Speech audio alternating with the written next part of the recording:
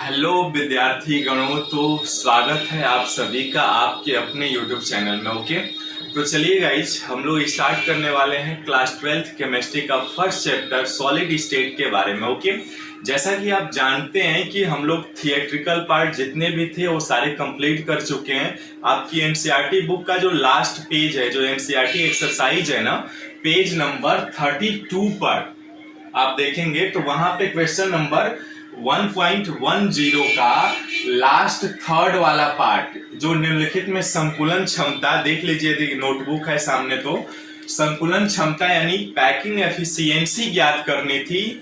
उसी चीज में हमने सिंपल क्यूबिक यूनिट सेल का और body centred cubic unit cell का ज्ञात कर चुके थे। इसके प्रीवियस लेक्चर्स जो भी विद्यार्थीगण नहीं देखे हैं, आप चैनल के प्लेलिस्ट में जाइए, वहां पे सारे प्लेलिस्ट बने हुए, वहां से आप आसानी से देख सकते हैं। और आज हम लोग हल करने वाले हैं FCC face centred cubic unit cell की संकुलन क्षमता की, यानी जिसे आप इंग्लिश में कहते हैं पैकिंग एफिशिएंसी, जिसे शॉर्ट रूप में पीई से निरूपित करते हैं। ओके, हमेशा की तरह एक हम्बल रिक्वेस्ट करूंगा, यदि आप चैनल पे नए हैं तो प्लीज चैनल को सब्सक्राइब, लाइक और शेयर कर लीजिए। और हाँ गाइज, सपोर्ट करिए हमें भी, ठीक है। आप जितने भी चैनल्स देखे होंगे, मैं किसी की बुराई नहीं कर रहा हूं, बट मैं अपना बेस्ट देने की हमेशा कोशिश करता हूं, और बिल्कुल आपके एकदम सरल भाषा में, जिससे आपके समझ में आए। मेरा मेन जो मोटो है वो आपके समझ में आना चाहिए और सिंपल लॉजिक में आना चाहिए, ठीक है। तो उसको मैं देने की कोशिश कर रहा हूं और आशा करता हूं आप लोगों को अच्छा भी लगेगा और इंटरेस्टिंग, और बिल्कुल फील कर पाएंगे आप क्लास का। ओके, तो चलिए देर न करते हुए स्टार्ट करते हैं। क्या आपने सब्सक्राइब कर लिया, लाइक कर लिया, शेयर भी कर दीजिए। ओके, और हाँ, एक और जरूरी सूचना, साथ में नोटबुक पेन जरूर रखिएगा गाइज। ओके, डिस्क्रिप्शन में आप देखिएगा, वहां कम्युनिटी पोस्ट में भी जाकर देखिए। डेली 6 AM पे, डेली सुबह 6 बजे आपको क्वेश्चंस मिल जाते हैं। आप वहां पे देखिए, हल करिए, आपका बहुविकल्पीय एमसीक्यू टाइप क्वेश्चंस रहता है, आपकी नॉलेज बढ़ेगी उससे गाइज, ठीक है। चलिए एफसीसी को हल करते हैं। देखिए इसमें क्या करना है हमें, पैकिंग एफिशिएंसी इन फेस सेंटर क्यूबिक लैटिस में हमें पैकिंग एफिशिएंसी की गणना करनी है, ठीक है। आइए चित्र के माध्यम से समझते हैं। जैसे मैंने यहां पे एक क्या किया, आपका FCC face centred cubic unit cell बना लिया, ठीक है गाइज। ये इस तरह से हमने एक face centred cubic unit cell बना लिया, ठीक है। देखिएगा ध्यान से, चीजें बहुत आसान है, और प्रीवियस लेक्चर्स जो नहीं देखे हैं ना, देख लीजिएगा, वहां पे काफी डिटेल में बताया हुआ है। अब देखिए गाइज, आप जानते हैं कि ये जो फेस एफसीसी है, face centre cubic unit cell, इसमें आपके 4 ऊपर कॉर्नर्स होते हैं ना, ये हम जानते हैं पहले से भी, और 4 नीचे भी होंगे, ये यानी 8 कॉर्नर्स हो गए, है ना। कितने हो गए? 8 कॉर्नर्स हो गए, ठीक है। और फेसेज कितने होंगे? देखिए, ये फेसेज 1, ये 2, ये इधर 3, ये 4, ये एक ब्लैक बोर्ड के पीछे, और ये आपके एक सामने 6, ठीक है। ये 6 फेसेज होते हैं। कितने फेस होते हैं? 6 फेस होते हैं, ठीक है, और 8 कॉर्नर्स होते हैं, है ना। तो अब देखिए, सिंपल सा हमें क्या करना है, face centre cubic unit cell में पैकिंग एफिशिएंसी निकालनी है। चूंकि पैकिंग एफिशिएंसी को हम पी से निरूपित करते हैं, है ना, यानी परसेंटेज ऑफ पैकिंग एफिशिएंसी। तो क्या करता हूं मैं, किसी भी फेस को, आप एक फेस के एटम कहां पे है? फेस पे है। तो किसी एक फेस को पकड़ लीजिए, और वहां पे पकड़ करके आप सिंपल ज्योमेट्रिकल की सहायता से, पाइथागोरस प्रमेय की सहायता से आसानी से हल कर सकते हैं। कैसे? देखिए ये एक फेस को मैं ऊपर से लेकर नीचे तक मिला दे रहा हूं, ठीक है। देखिएगा ध्यान से, ये इस फेस को हमने मिला दिया, क्लियर है। यहीं पे देखिएगा, मैंने इसके पहले लेक्चर्स में भी ना बताया भी है आप लोगों को, ठीक है। तो थोड़ा सा मैं अलग मेथड करके बता रहा हूं, देखिएगा, समझिएगा, ठीक है। ये फेस को हमने कन्वर्ट कर लिया, ठीक है। अब ये फेस कन्वर्ट करेंगे तो देखिए यहाँ पे जो आपका ट्राइएंगल मिलेगा वो 90 डिग्री मिलेगा, है ना। इसका नाम दे दे रहा हूं, मान लेता हूं ये ए है, ये बी है और ये सी है, ठीक है। अब जब ये ट्राइएंगल आपने बना लिया तो इसकी एज लेंथ कितनी होगी बच्चों? एज लेंथ जो है हमने माना एज लेंथ इसकी कितनी है? ए है, ठीक है। तो ये ए है तो ये भी ए होगा, क्लियर है, ये भी ए होगा, ओके। समझ में आ रहा है ना? ओके। अब देखिए एटम कहां कहां अरेंज होते हैं, तो एटम आपके तो कॉर्नर्स पे होते हैं और फेस पे होते हैं, है ना। तो कॉर्नर्स पे एटम को मैं ऐसे दिखा रहा हूं, देखिएगा ध्यान से।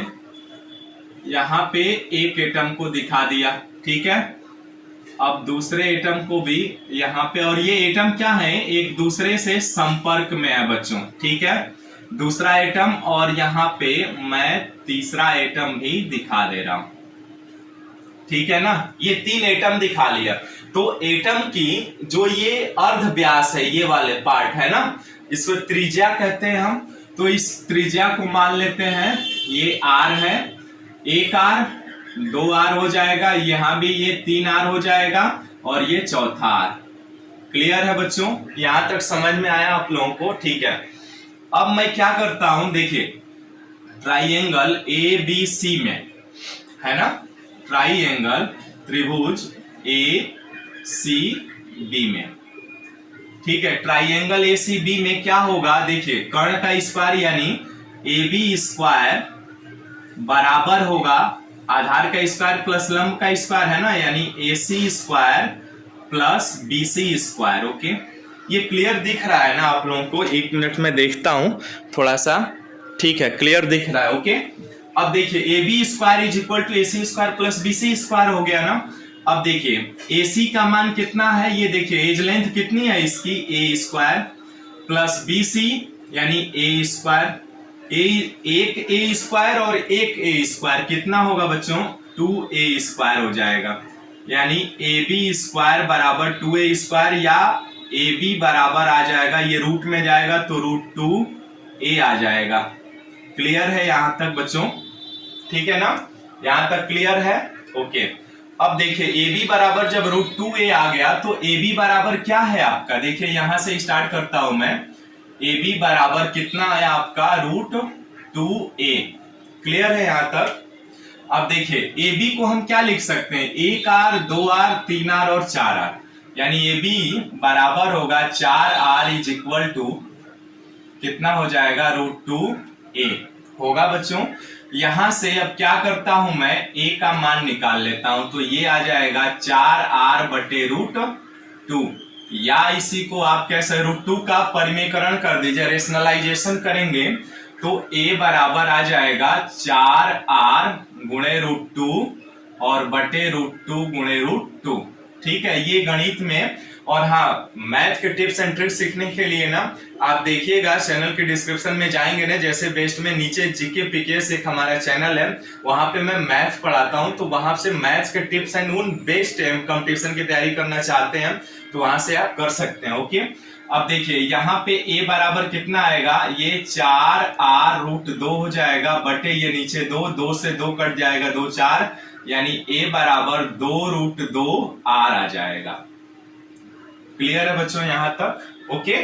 अब यहां तक जब आपने निकाल लिया तो अब सिंपल क्या करते हैं, इस यूनिट सेल का आयतन कितना होगा, आयतन को b से निरूपित करते हैं, b बराबर a क्यूब, भुजा का क्यूब होता है ना। अब देखिए इस पूछा जाए, आप बताइए इस एफसीसी में टोटल परमाणुओं की संख्या कितनी होगी, तो हम जानते हैं कि कॉर्नर्स पे 8 है, तो यहाँ पे एक एटम का, ये जो एटम है इसका कितना भाग इस यूनिट सेल के अंदर आता है, तो 1/8 पार्ट आता है, ये हम लोग यानी 1 आ गया। और यदि फेस पे, ये फेस पे आपके एक एटम रखा हुआ तो उसका कितना पार्ट आता है यूनिट सेल के अंदर, हाफ आता है ना, यानी 6 गुणे 1/2 यानी ये 3 आ जाएगा, है ना, यानी टोटल कितने हुए 4, यानी जेड की वैल्यू कितनी आ गई, यानी rank of this unit cell is Z is equal to 4 आ गया, है ना। यानी Z इज इक्वल टू कितना हुआ 4 आया। टोटल आ गया इसमें, इस यूनिट सेल में टोटल परमाणुओं की संख्या आपकी 4 हो गई। ओके, अब पैकिंग एफिशिएंसी निकाल लेते हैं। ठीक है, अब पैकिंग एफिशिएंसी निकालने के लिए हम क्या करते हैं, देखिए पीई संकुलन क्षमता percentage of packing efficiency is equal to होता है जेड, यानी इस परमाणु इस यूनिट सेल में कितने एटम है उतना गुणे, और एटम चूंकि ये स्फेरिकल है यानी गोलाकार है तो गोले का आयतन का सूत्र क्या होता है 4/3 पाई आर क्यूब होता है। तो जितने परमाणु होंगे उतने आपके आयतन से गुणा कर दीजिए 4/3 पाई आर क्यूब और बटे आपका आयतन भी गुणे 100। कैलकुलेट करिए, अब सिंपल आपको कैलकुलेट, जेड का मान कितना है 4 और 4/3 पाई आर क्यूब बटे भी का मान कितना है a क्यूब गुणे 100 इज इक्वल टू देखिए 4 गुणे 4/3 पाई आर क्यूब बटे a का मान, देखिए a का मान आपने अभी निकाला है ना ये, यानी 2√2 r का होल क्यूब, ठीक है, गुणे 100। अब इसको हल करेंगे तो ऊपर आ जाएगा 4 गुणे 4 गुणे पाई गुणे आर क्यूब, ठीक है, बटे में 3 आ जाएगा ना नीचे, गुणे ये 3 बार होगा यानी 2√2 गुणे 2√2 गुणे 2√2 और मैं सीधा लिख दे रहा हूं आर क्यूब, ठीक है ना। अब आर क्यूब से आर क्यूब कट जाएगा, ठीक है, मल्टीप्लाई कराइए, ये 4 चौको 16 हो जाएगा गुणे पाई बटे इसका गुणा कराएंगे तो ये 2 दूना 4 हो जाएगा और √2 का √2 में गुणा होगा तो 2 होगा, 4 दूना 8 यानी 3 गुणे 8 गुणे 2√2, ठीक है। ये देखिए 8 दूना 16, 2 से 2 कैंसिल हो गया यानी बचा पाई बटे 3 गुणे √2। अब पाई का मान आप जानते हैं कितना होता है 22/7 गुणे 3 गुणे √2। √2 का मान आपको पता है 22/7, 7 गुणे 3, √2 का मान होता है 1.414, ठीक है। अब गुणा करके ये हल करेंगे ना तो आप देखिए कितना आएगा आपका 74% आएगा, ठीक है, कितना आएगा 74% के आसपास आएगा। ओके, तो इस तरह से हम एफसीसी में जो पैकिंग एफिशिएंसी आती है वो कितना होता है 74% आता है बच्चों, ठीक है, क्लियर है, यहां तक समझ में आया आप लोगों को। ओके, अब देखिए इसमें पूछा जाए कि वाइड कितना होगा तो वाइड क्या करते हैं, एम्प्टी स्पेस निकालने के लिए आपको क्या करना होता है 100 - 74 इज इक्वल टू कितना होगा 26%। पैकिंग करने के बाद भी जगह खाली रह जाएगी बच्चों, ठीक है। तो इस तरह से ये आपका एफसीसी भी कंप्लीट हो गया, यानी हम लोगों ने तीनों चीजें देखा, एससीसी, बीसीसी और एफसीसी, इन तीनों को हमने चार्ट के माध्यम से भी बताया हुआ है, आप थ्योरी क्लास देख लीजिएगा, ठीक है। बाकी हमें ये प्रूफ करना था, क्वेश्चन दिया हुआ था तो हमने हल कर लिया। अब आज ये आपका क्वेश्चन समाप्त होता है क्वेश्चन 1.10 के। नेक्स्ट वीडियो में नेक्स्ट क्वेश्चन को हल करेंगे, न्यूमेरिकल्स है। ओके, मिलते हैं फिर नेक्स्ट वीडियो में, bye bye, see you, thanks a lot, thanks for watching this video.